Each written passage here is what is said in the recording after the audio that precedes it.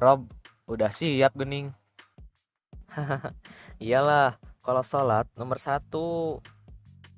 Soleh, soleh. Ya udah Ham, yuk.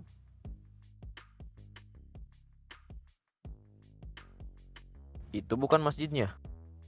Ya, itu masjidnya Ham. Ya udah, yuk sholat. Udah mau komat ini. Oh iya, kawan kamu mana?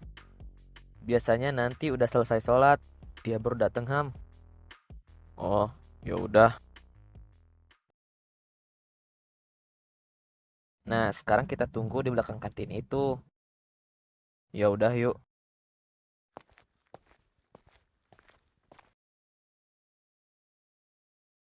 Kenapa di belakang kantin, gak di depan?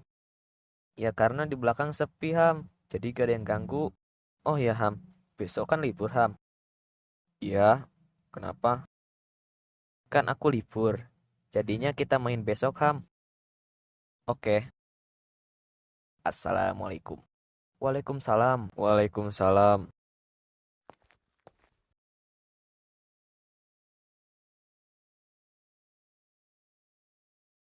Ron, kenalin nih tetangga baruku, sekaligus kawan baru kita. Aku Iham. Oh, aku Roni. Umur kita bertiga gak jauh beda, jadi kita harus seperti sahabat. Ham, udah lama kenal Robi. Baru kenal tadi sore. Oh gitu. Kalau kamu Ron, udah kenal Robi dari kapan? Dari waktu aku masih tersesat. Maksudnya tersesat gimana? Saat tersesat di dalam ketidakjelasan hidup. Bisa lebih jelas? Aku akan ceritakan dari awal saya ke sini. Ron, ceritain Ron. Aku belum tahu Ron histori kamu. Ya udah dengerin. Dulu waktu aku kelas 3 SMA, aku sering punya banyak masalah sama orang tuaku. Gak ada satu hari pun kedamaian di keluargaku. Semua karena aku. Tapi saat itu aku merasa orang tuaku yang salah. Tak bisa mengertikanku.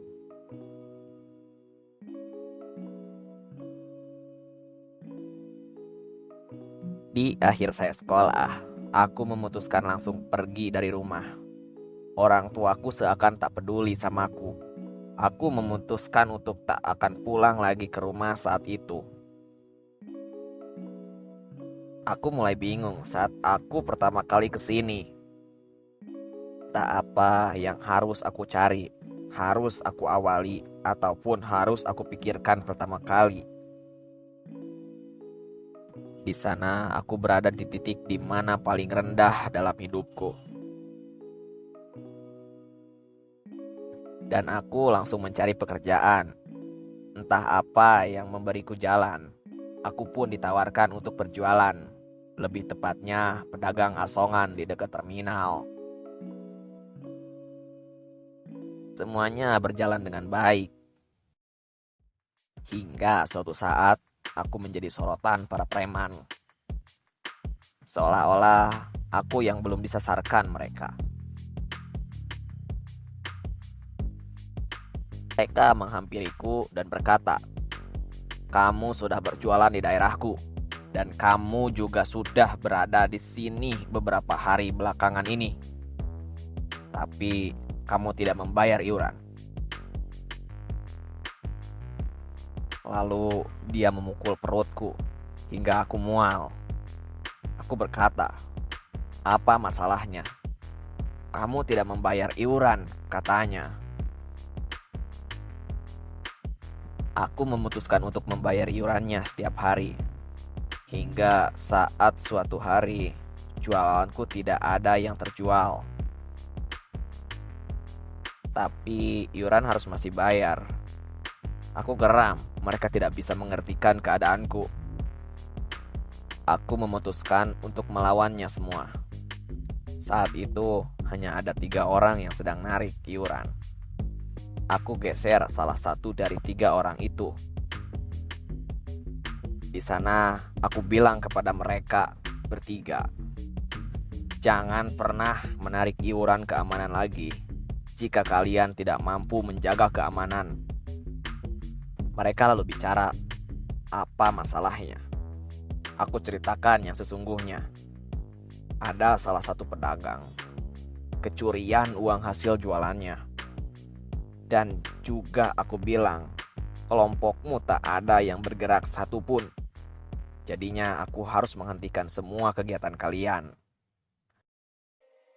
Di sana aku langsung memukul ketiga orang itu. Mereka kabur. Ternyata aku jadi sasaran utama para preman karena alasan pemberontakan.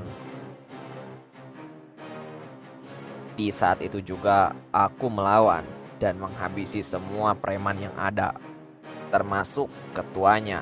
Aku pun libas habis. Di sana aku sangat disegani saat itu. Di sanalah awal aku tersesat. Jahatnya adalah aku memerintahkan semua preman yang telah aku taklukkan untuk terus menarik iuran keamanan dengan syarat harus benar-benar menjanjikan keamanan. Dan aku hanya mendapat uang dari hasil iuran keamanan yang ditarik oleh anak-anak buahku saat itu. Tapi itu tak membuatku puas. Tetapi alhamdulillahnya, si Robi datang dan jualan pertama kalinya.